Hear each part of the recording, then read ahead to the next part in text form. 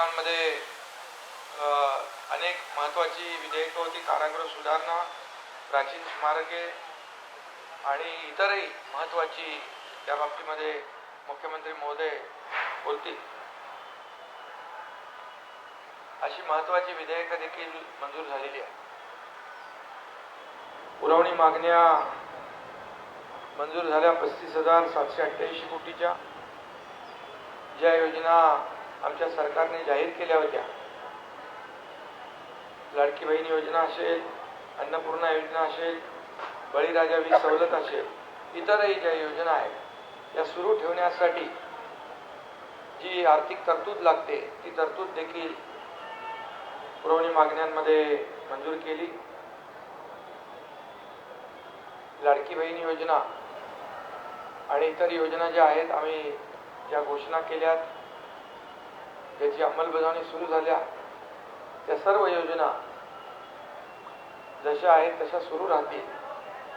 त्यामध्ये कुठेही व्यत्यय येणार नाही. त्याचबरोबर राज्यपालांचं अभिभाषण सभागृहात त्याच्या बाबतीत चर्चा झाली. राज्यपालांचे आभार देखील मानले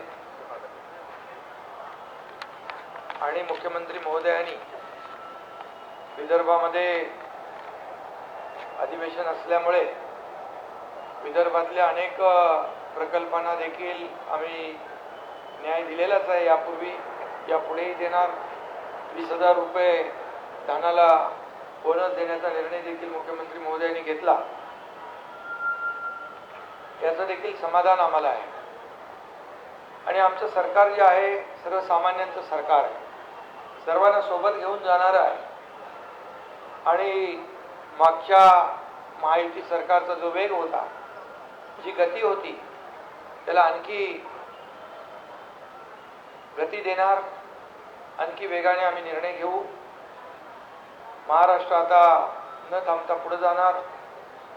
विरोधकांची संख्या जरी कमी असली तरी सुद्धा आम्ही त्यांच्या प्रत्येक ज्या आयुधाच्या माध्यमातून त्यांनी प्रश्न उपस्थित केले त्याला सरकारने उत्तर दिलं. महायुती सरकारने आपला शब्द देखील पाळला. या अधिवेशनाच्या काळात मंत्रिमंडळ विस्तारही झाला. विधान परिषदेचे सभापती देखील त्यांची नियुक्ती झाली.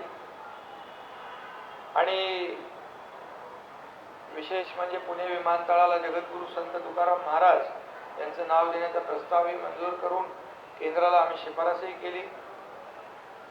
फक्त एवढंच आहे की अधिवेशन विदर्भात असताना विरोधी पक्षाने विदर्भासाठी जे मुद्दे उपस्थित करायला पाहिजे ते सभागृहामध्ये ते दुर्दैवाने उपस्थित न करता पायऱ्यांवर आणि तुमच्या चॅनल समोर जास्त प्रश्न आणि आरोप करण्यामध्ये धन्यता मांडली.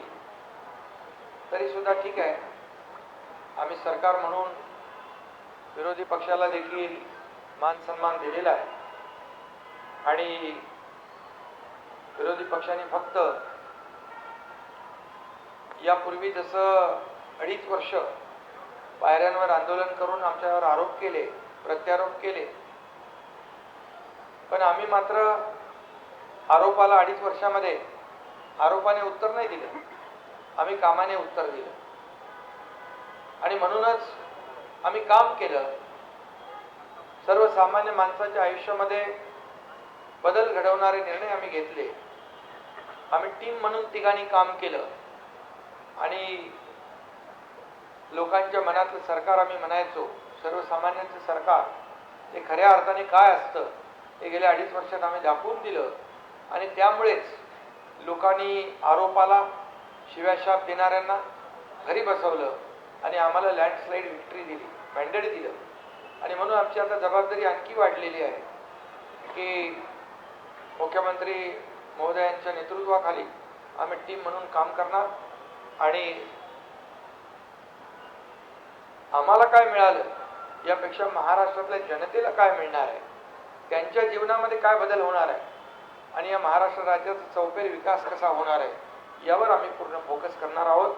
आणि म्हणून विदर्भात देखील गेल्या 2.5 वर्षामध्ये अनेक सिंचन प्रकल्प असतील, त्याच्या डिटेलमध्ये मी जात नाही, पैनगंगा, नळगंगा, इतर जे काही मराठवाडा आणि विदर्भाचे सिंचनाचे प्रकल्प गेल्या 2.5 वर्षात आपल्याला माहीत आहे की मागच्या महाविकास आघाडीच्या सरकारमध्ये सिंचनाचे 2 प्रकल्पांना सुधारित प्रशासकीय मान्यता दिली होती, परंतु आमच्या महायुतीच्या सरकारमध्ये तब्बल 129 प्रकल्पांना, सिंचन प्रकल्पांना 170 झाले, त्याला मी मान्यता दिली.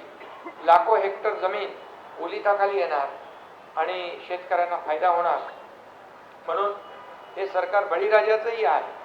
त्याच्याही मागं उभं राहण्याचे निर्णय आम्ही घेतले आणि अनेक निर्णय नियमाच्या म्हणजे जे नियम निर्धारित केले त्याच्या पुढे जाऊन NDRF असेल आणि इतर निर्णय असतील, आम्ही तेही केलं शेतकऱ्यांसाठी. गेल्या 2.5 वर्षात आपल्याला माहीत आहे, मी त्याची पुनरावृत्ती करत नाही, परंतु आदरणीय प्रधानमंत्री महोदयांनी 6,000 रुपयाची जी शेतकरी सन्मान योजना दिली, त्या 6,000 रुपये आम्ही टाकले गेल्या 2.5 वर्षात. 1 रुपयात पीक विमा योजना केली. मुख्यमंत्री महोदयांनी सोलर म्हणजे आपल्या सौर ऊर्जेवर भर दिला आणि शेतकऱ्यांना आता दिवसा वीज देण्याचा आमचा प्रयत्न आहे, तो आम्ही यशस्वी करतोय. आणि 7.5 HP पर्यंत वीज बिल माफ करण्याचा आम्ही निर्णय घेतला, तो लागूही केला. आणि म्हणून जे जे निर्णय आम्ही घेतले